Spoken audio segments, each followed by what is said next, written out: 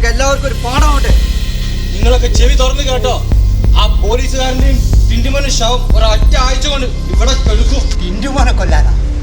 നീ ഒരു ജന്മല്ല, നീ 8 ജന്മം എടുത്തു വന്നാലും അത് നടക്കൂലടാ. പോലെ ആ ഗുണ്ടകൾ വന്ന് ഇവിടെ എല്ലാവരും അടിച്ചിട്ടിട്ട് പോയി. നീ വന്ന് എങ്ങനെയെങ്കിലും ഈ പ്രശ്നം സോൾവ് ചെയ്യും. ഹലോ.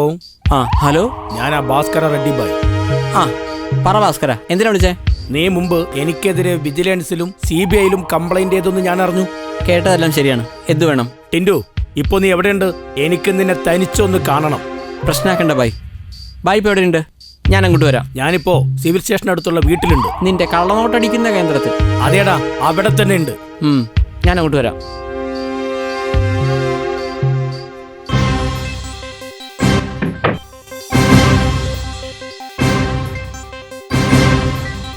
എന്തിനാ എന്നെ ഒറ്റയ്ക്കാണെന്ന് പറഞ്ഞേ? എന്റെ മോനെ, നീ കാരണം എനിക്ക് ഒരുപാട് നഷ്ടങ്ങൾ ഉണ്ടായിട്ടുണ്ട്. എന്നാലും എനിക്ക് നിന്നോട് ഭയങ്കര ബഹുമാനം. എന്താണെന്നറിയോ, നിന്റെ ചങ്കൂറ്റം എനിക്ക് വളരെയധികം ഇഷ്ടപ്പെട്ടു. നീ ഒരു ആൺകുട്ടിയാടോ. എന്തിനാ എന്നെ വിളിച്ചേ? ചെറിയ കുട്ടികൾ പോലും എന്റെ പേര് കേൾക്കുമ്പോൾ ഭയക്കും. നിനക്ക് എന്നോടൊരു ബഹുമാനം ഇല്ല അല്ലേ? ഒരു കാക്ക പൊങ്ങി പറന്നു കരുതി അതിനാരും ഗരുഡനെന്ന് വിളിക്കാറില്ല. എടാ, വലിയവനാണെന്ന് കാണിക്കേണ്ടത് പണക്കൊഴുപ്പുണ്ട്, മസിൽ പവർ കൊണ്ടൊന്നും അല്ല. പാവപ്പെട്ടവരെ സഹായിച്ചുകൊണ്ടായിരിക്കണം. ഒക്കെ തിരിക്കുന്ന കുട്ടിയെ തൊട്ടിൽ തരയല്ലേ, പണി പാളും. Keep in mind. നിന്റെ വായും നാക്കും എന്നടപ്പിക്കുന്നുവോ അന്നേ എനിക്ക് സമാധാനം കിട്ടും. അന്ന് നിന്റെ മരണമായിരിക്കും. നീ ഇല്ലാതായാൽ ആ നാട്ടുകാരൊക്കെ പുഷ്പം പോലെ ഞാൻ ഒഴിപ്പിക്കും. എന്നാ പിന്നെ എന്നെ കൂടി തീർക്ക്. അതിനെ പറ്റിയ സമയവും സന്ദർഭമൊക്കെ വരുമ്പോ ഞാൻ പറയാം. ഇതിനാടാ നല്ല സമയം.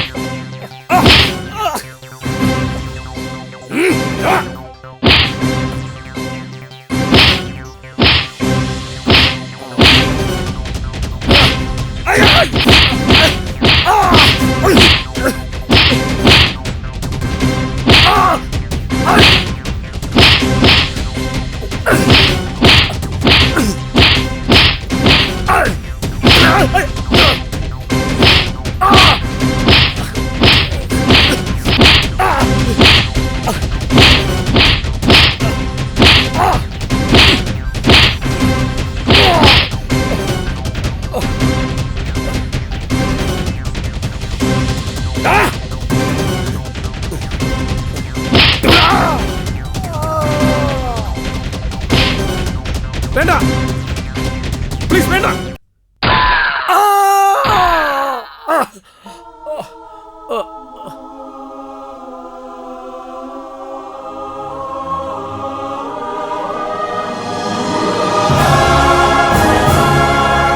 ഹലോ വിജയേട്ടാ, ഞാനാ. ആ ഭാസ്കർ എന്നെ വീണ്ടും ഭീഷണിപ്പെടുത്തി. ഞാൻ അവനെ കൊന്നു. നോക്കട്ടെ മോനെ, ഞാനിതാ ഇപ്പം എത്തി. നീ ദയവ് ചെയ്ത് ഈ വിഷയം ആരോടും പറയരുത്, ഓക്കെ? അയ്യോ, ഈ നാറി ചത്തോ? ഓ, ദൈവത്തിന് നന്ദി. എനിക്ക് എൻ്റെ ലൈഫ് പോയാലും വേണ്ടില്ല. ഇവനെ കൊണ്ടുള്ള ശല്യം ഈ നാട്ടുകാർക്ക് ഇനി ഉണ്ടാവില്ല.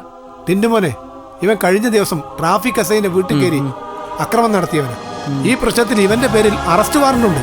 ആ കേസ് അന്വേഷിക്കുന്നത് ഞാനല്ലേ? ഒരു കാര്യം ചെയ്യാം, ആ കേസിൽ ഇവനെ അറസ്റ്റ് ചെയ്യാൻ ഞാൻ വന്നു. അത് അവൻ എതിർക്കുകയും എന്നെ കൊല്ലാൻ വരികയും ചെയ്തു. എന്നെ കൊല്ലാൻ വന്നപ്പോൾ ആത്മരക്ഷാർത്ഥം ഞാൻ അവനെ വെടിവെച്ചു കൊന്നു. അത്ര തന്നെ. ടിൻഡുമോൻ ദയവ് ചെയ്ത് ഇത് ആരോടും പറയരുത്. നമ്മൾ രണ്ടുപേരും മാത്രം അറിഞ്ഞാൽ മതി. ഇല്ല. തോക്കെല്ലാം നീ തുടച്ചു വെച്ചില്ലേ? ശരി, പെട്ടെന്ന് വിട്ടോക്കെ. Thank you. ശരി. ഹലോ, SP സാർ അല്ലേ? ഞാൻ ഹെഡ് കോൺസ്റ്റബിൾ രവിയാണ്. സാർ, ഞാനൊരു ധീരകൃത്യം ചെയ്തു.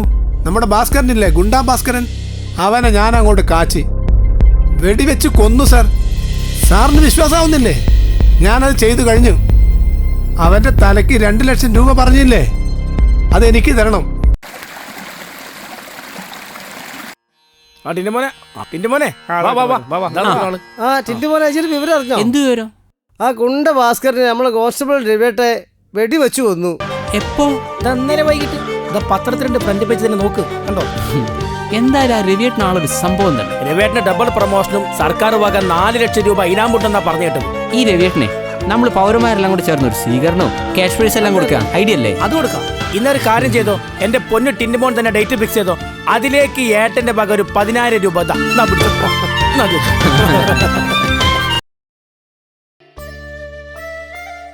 അമ്മേ അപ്പൊ ഞാനൊരു സിനിമ കണ്ടുവരാം.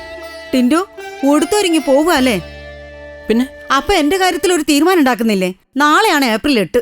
ഞാൻ എന്റെ ആങ്ങളയ്ക്ക് വാക്ക് കൊടുത്തതാ. നീ ഏപ്രിൽ 8-നുള്ളിൽ ഒരു കോടീശ്വരിയെ കല്യാണം കഴിക്കുമെന്ന്. ഞാനൊരു ആത്മഹത്യയുടെ വക്കിൽ നിൽക്കുക. ഇന്നത്തെ അമ്മയുടെ അവസ്ഥയ്ക്ക് പരിപൂർണ്ണ ഉത്തരവാദിത്തം അമ്മയ്ക്ക് മാത്രമാണ്. അതെങ്ങനെ? ശ്രീദേവിയുടെ അച്ഛൻ നിനക്ക് 1 കോടി രൂപ തന്നില്ലേ? അതുകൊണ്ട് നശിപ്പിച്ചത് എന്റെ കുറ്റാണോ? ഒരു റിയാലിറ്റി ഷോയിൽ പങ്കെടുക്കാൻ പോയിട്ട് ഫ്ലാറ്റും കാറും വാങ്ങാൻ പറ്റാത്തത് അതെന്റെ കുറ്റം കൊണ്ടാണോ? എന്തിന് ഒരു കോടീശ്വരി പെണ്ണ് വന്ന് നിന്നെ പ്രേമിച്ചിട്ടും ആ പെൺകുട്ടിയെ കല്യാണം കഴിക്കാൻ പറ്റാത്തത് എന്റെ കുറ്റം കൊണ്ടാണോ? എനിക്കിപ്പോ ഇങ്ങനെയൊക്കെ ജീവിക്കാൻ പറ്റൂ. അമ്മ എന്താന്ന് വെച്ചാൽ അങ്ങ് ചെയ്. എങ്കിൽ നീ നോക്കിക്കോ, നാളെ രാത്രി 12 മണിക്ക് ഈ ഉണ്ണിയാർച്ച ആത്മഹത്യ ചെയ്തിരിക്കും. അത് തന്നെയാണ് നല്ലത്. അത് തന്നെയാണ് അമ്മ അർഹിക്കുന്നത്. 10 മാസം നൊന്തുപറ്റ അമ്മയോടാണോ നീ പറയുന്നത്? അതെ, ചെറുപ്പം മുതൽ അമ്മ എനിക്ക് എന്താണ് തന്നത്? വെറും ടെൻഷൻ മാത്രം. തുമ്പിയെ കൊണ്ട് കല്ലെടുപ്പിക്കുന്ന പോലെ അത് ചെയ് ഇത് ചെയ്യുന്ന ഇങ്ങനെ പറഞ്ഞു കൊടുക്കും. എന്നിട്ട് ഇപ്പൊ ആത്മഹത്യ എന്ന് പറഞ്ഞ് ഭീഷണിപ്പെടുത്താണ്. എനിക്ക് ഇനിയും നിങ്ങളെ സഹിക്കാൻ വയ്യ. ഇനി നീ എന്നെ സഹിക്കണ്ട. ഇന്നത്തോടെ തീർന്നു നമ്മൾ തമ്മിലുള്ള ബന്ധം. ഞാൻ ഇങ്ങനെ ഒരു മകനെ പ്രസവിച്ചിട്ടില്ല. നാളെ ഞാൻ ആത്മഹത്യ ചെയ്താൽ എന്റെ ശവം കാണാൻ പോലും നീ വരരുത്. ഇനി നമ്മൾ തമ്മിൽ ഒരിക്കലും ഒരു ബന്ധവും ഇല്ല. അത് തന്നെയാ നല്ലത്.